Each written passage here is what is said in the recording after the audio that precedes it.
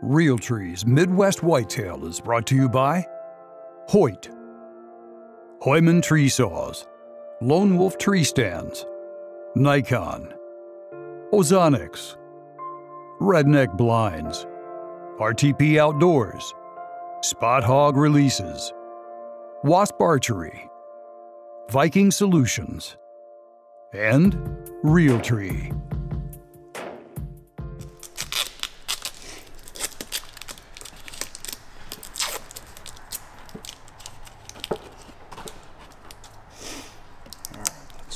Well, we're getting ready for a rematch with Uno tonight. I'm a big proponent of realistic practice. So I want to show you this is as realistic as we can get without Uno standing in front of us. I took his sheds from last year and I put it on the target. So in my peripheral while I'm aiming, I've got to look at 195-inch sheds right there. It's as realistic as you can get. Let's give it a whirl. Looks like old Uno's about to shed his antlers there. I better hurry up on the shot.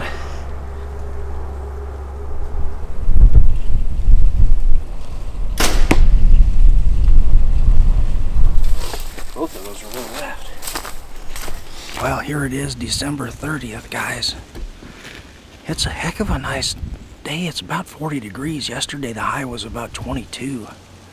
So it's warmed up quite a bit, but we've got gale force winds here. They're gusting up to 25 or better. So if we can survive the wind, we'll be fine. I've got a bunch to catch you guys up on. Last time we left off, we were right here in this spot, hunting that Uno buck. And we did, during shotgun season, we did our doe management. Off the main farm, we took 8 does out. And then a smaller farm, we took 5 out. So we got our doe harvest pretty much out of the way.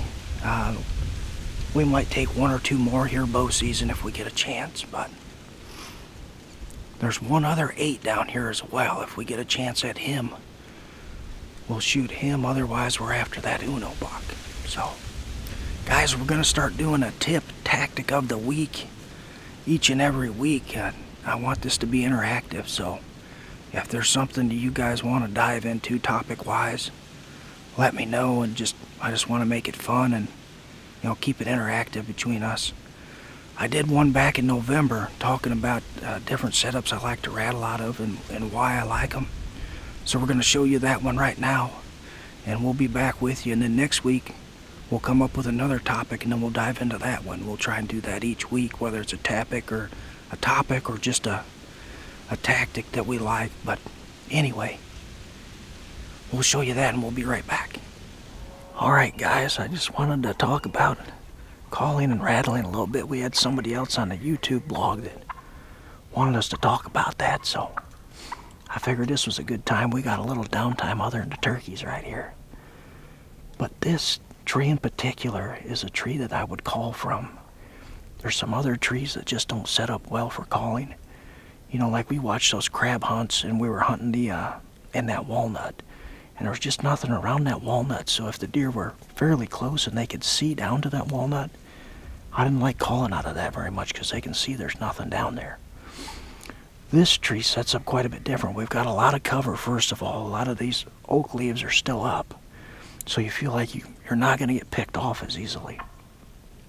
The other thing, if they're upwind, we've got some standing corn down here, so they can't see down here. So if you call to them, they can't tell what's here, and we got this rise right here, and then it drops off real steep behind us, so it sets up really well for calling. You know, they just can't see what's over here. Now if they're already close to downwind, then I usually won't call because it's just too easy for them to circle downwind on you, but so always take that into account. But hey, there's your Sunday tip of the week. Yay! Well, we had a doe and 2 fawns come out, and they sat out here feeding for quite a little bit, and they kept looking back in this timber. Pretty soon 4 more popped out, so we got a pretty good number of does back in here, but they're all looking back in the woods again. I expect more deer to keep popping out here. We still got over an hour to set in here.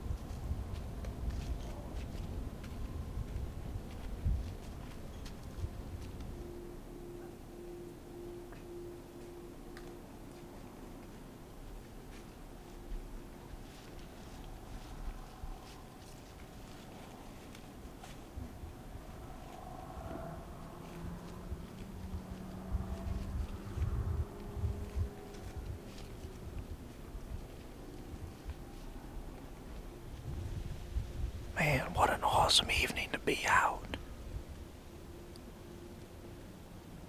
I was trying to give an update there, seeing those deer looking back over my shoulder, and it was like someone opened up the floodgates. Bucks just start filing in.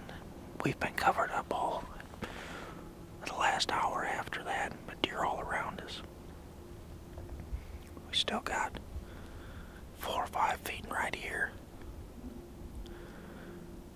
But no shooter bucks, darn it. It's an awful good evening. I thought one was going to show. We got about 15 minutes left, so if anything good happens, we'll show you.